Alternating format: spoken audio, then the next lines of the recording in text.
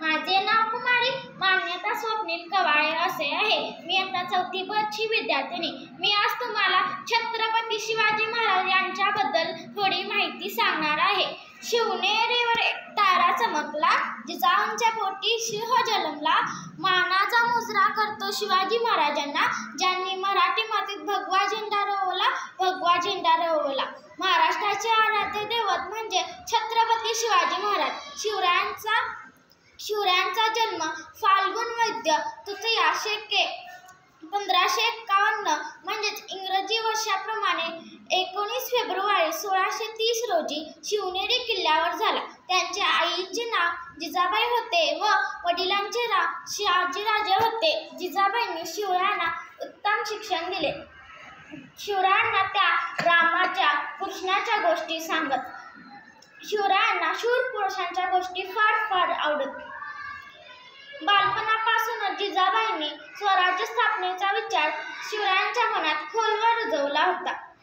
हिंदवी स्वराज्य स्थापन करण्याचे त्यांचे स्वप्न होते। शिवरायांनी 1645 रोजी रायरेश्वराच्या मंदिरात हिंदवी स्वराज्य स्थापनेची शपथ घेतली।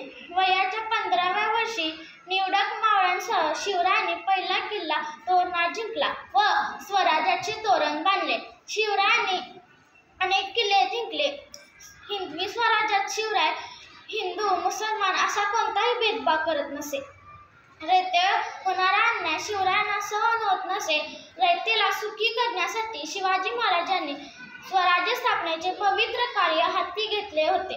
भांडखोर वतनदारांना त्यांनी वठणीवर आणले, तसेच स्वराज्याच्या कामी त्यांचा उपयोग करून घेतला।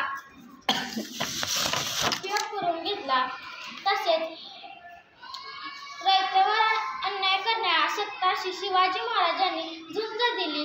जुलमी राजवटीचा त्यांनी पराभव केला। न्यायाचे हिंदवी स्वराज्य त्यांनी स्थापन केले। शिवरायांच्या या कार्यात अनेक संकटे आले, मात्र त्यातून मोठ्या शौर्याने ते पार पडले। शिवरायांसोबत बाजीप्रभू, मुरारबाजी, तानाजी मालुसरे, यशाजी जिवा यांसारखे अनेक मावळे स्वराज्याचे ध्येय समोर ठेवून आपले प्राण गमावले। स्वराज्य आणखी भक्कम करण्यासाठी शिवाजी महाराजांनी राज्याभिषेकाची योजना आखली। 6 जून 1674 रोजी रायगडावर महाराजांचा राज्याभिषेकाचा सुवर्ण सोहळा पार पडला। सर्व धर्मांना समानतेने वागवणारा, रयतेला सुख व न्याय मिळवून देणारा राजा महाराष्ट्राला मिळाला होता। शिवाजी महाराजांनी स्वराज्य स्थापनेचे स्वप्न पूर्ण केले, रयतेला न्यायाचे छत्र दिले। अशा थोर राजांनी 3 एप्रिल 1680 रोजी शेवटचा श्वास घेताना सर्वांना दुःखसागरात लोटून शिवाजी महाराजांनी जगाचा कायमचा निरोप घेतला। अशा थोर राजाला माझा कोटी प्रणाम। धन्यवाद।